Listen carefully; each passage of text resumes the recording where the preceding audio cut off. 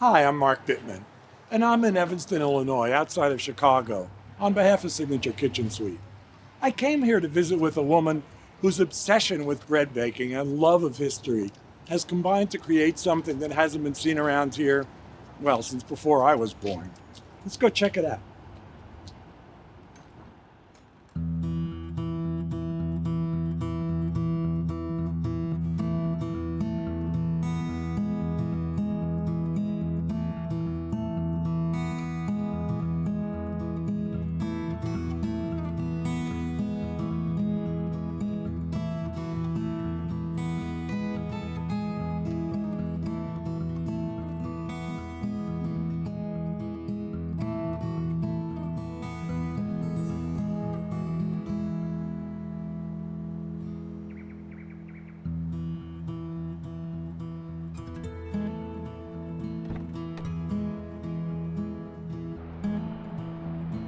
Good bread only uses 4 ingredients, but making it great, that takes dedication.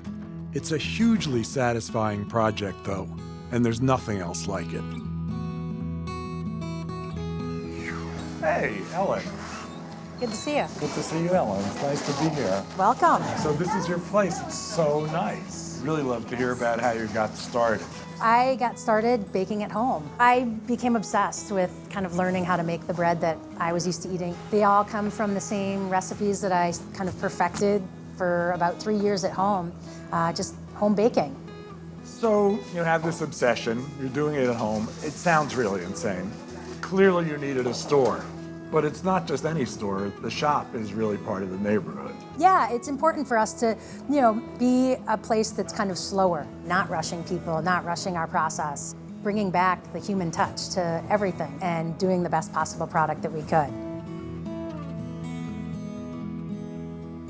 So Ellen, I heard about Hune, which is why I'm here, but then I started hearing about the great Midwestern bread experiment, and I wonder if you could talk about that for a little bit. It sounds fascinating. That was kind of a passion of mine, combining my love of bread making with my love of history. I thought moving back to Chicago, the heartland of farming where wheat started being graded as a commodity, I thought I'd have access to all these different grains, and it wasn't the case. It was really important that we understand, first off, what's growing in this region, and then try and work with farmers to grow different varieties. So there was a seed that you'd heard about that you decided you wanted to try. I got my master's in history, and so I love going to archives and reading. And I went up to Madison and I sat going through their old USDA farm journals. Wow. And so the farmer called around to some of her seed connections. A guy had literally 1 kilo of this marquee wheat. And he had a kilo because he'd been growing a little bit for the fun of it? No, or? it just, there's seed savers that save seeds just so that we don't lose that diversity. And this literally had been tucked in his drawer at the university. Oh my God. Yeah.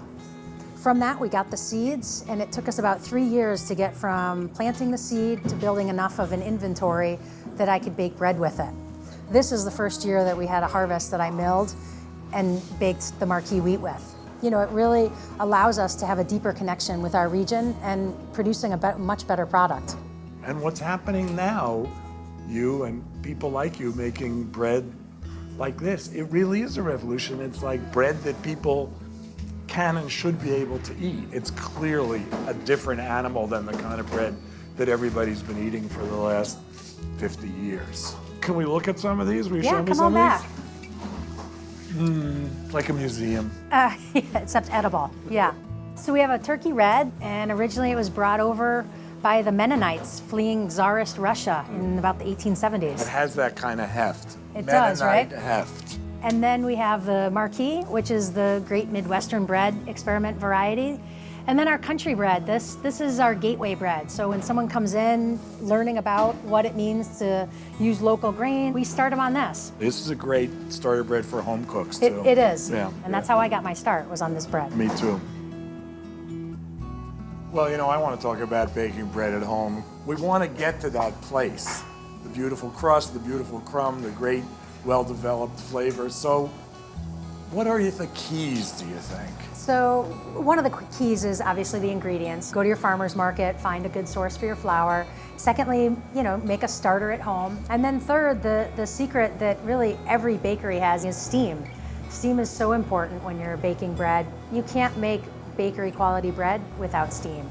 Can you talk a little about the reasons for that, how that works? Injecting steam into an oven, what that does is when you put your bread in, it allows the skin of the bread to stay soft, essentially. So it doesn't get like a thick crust, it doesn't get hardened. It allows the bread to expand over time while the yeasts are kind of emitting their gases. Without steam, you're never gonna get that final rise. To be able to control that is literally probably one of the biggest tips that a bakery has an advantage over the home cook.